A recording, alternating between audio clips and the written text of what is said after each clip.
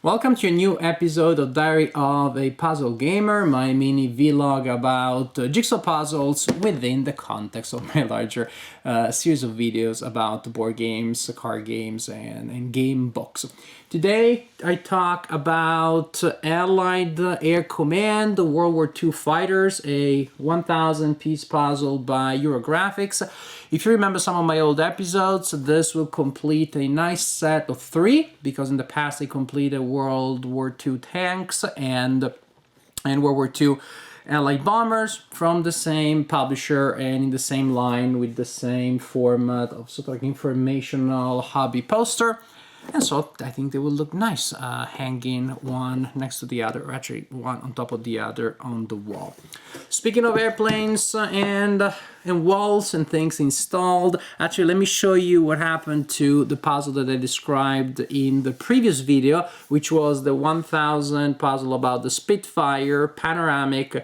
Would have been super expensive to get a custom frame for it. There were no commercial frames, so what I did, I covered it in Mod Podge. 1 layer from the front, 2 from the back. That turned it into a sturdy single piece of resin, pretty much.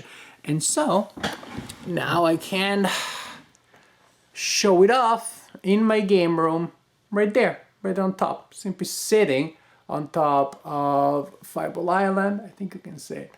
And so I think it looks really great. And maybe it'll inspire me to play even more games about the Battle of Britain, but definitely a very cost-effective solution considering that it cost me about $2, because the Mod Podge bottle was maybe $8. I used a quarter of it, maybe a third. There you go. I just wanted to be squandered that way. So, Allied Air Command fighters, World War II fighters.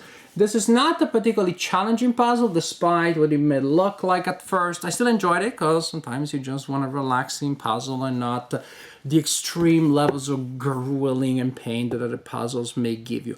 Not extremely challenging for the reasons that I will show you, but still very fun, and I'm very happy with the final result. I think it looks great. The colors are sharp. The art is nice. I don't know that it's super accurate historically, but it looks good to me, and that may just be good enough, at least for me. As I said, it may look challenging at first because you have text everywhere, and of course when you're looking at the pieces with the text in the box, they all look the same, and you don't have a main structure that you can rely on. However, text always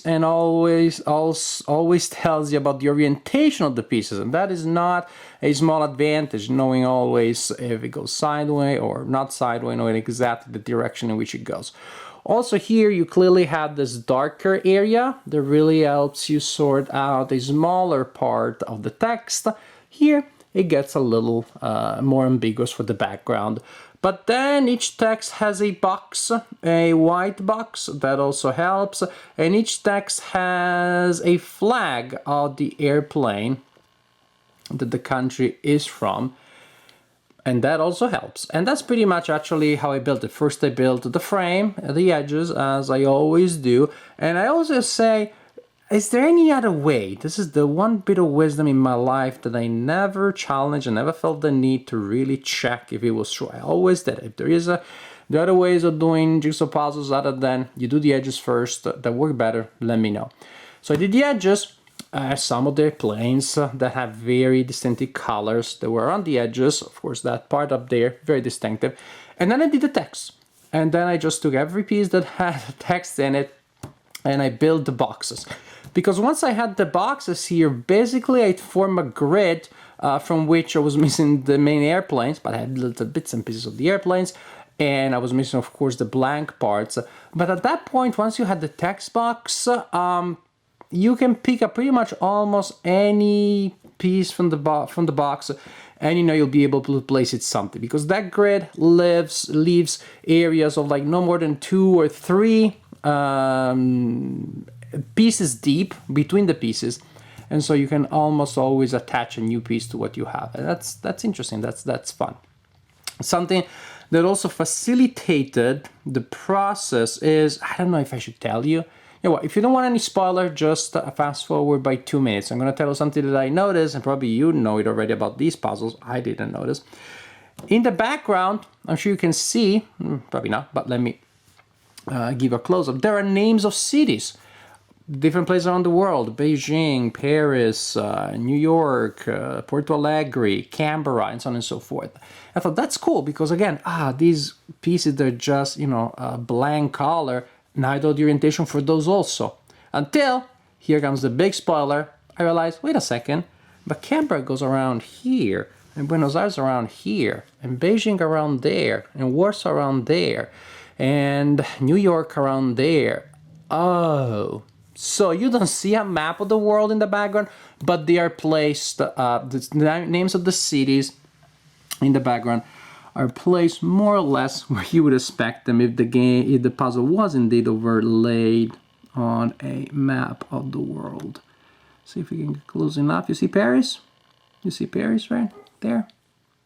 Berlin, Warsaw. So then when I had these blank pieces, and one was Shanghai and another one was something else that I remember more or less what it was, that was a big advantage. So again, you don't have to use this, call it trick or legitimate, whatever, but that also made the puzzle easier to solve. And all these things actually balance something that I have mixed feelings about, which is the cut. This is one of those puzzles that is not cut with an orthogonal grid everywhere. It is in some parts, like you can see here, orthogonal and orthogonal, and then it does this thing here. And then it starts going its own different patterns. With this trick, there are parts where it looks like it's a single large piece, but actually it's two weirdly shaped pieces. I guess this is done to make the puzzle more challenging. I don't know that it really does that because ultimately those are also weird. And with the exception of it looked like a piece, a big one, it's two small ones. Actually, the curve are so distinctive that actually I don't think that they really gave me any problem. I'm not too crazy about once you solve the puzzle. To me, seeing the little grid of pieces that is not orthogonal, just a little less attractive. But in any case, I wanted to give you a sense of how the puzzle looks like once you solve it, because it looks really nice. I mean, I really, really like it. The airplanes were not that easy to build, actually. There were more ambiguous pieces, like the tail of one that looked like it was in one and it was on the other side. It was somewhere else. Other pieces that look like it would go on one and it would go on the other. But having created a grid formed by the information boxes first, then that also was very doable. And so this is what the puzzle looks like. I'm pretty happy with it. I think it'll look really great with the other two from the same set. And, well, this concludes our new episode of Diary of a Puzzle Gamer. I had fun playing with this puzzle, and, you know, if you're into jigsaw puzzles, maybe it's something that you may consider too. This one definitely is a fun puzzle. Again, not too challenging, in case you want a more relaxed challenge from maybe what you usually do with jigsaw puzzles.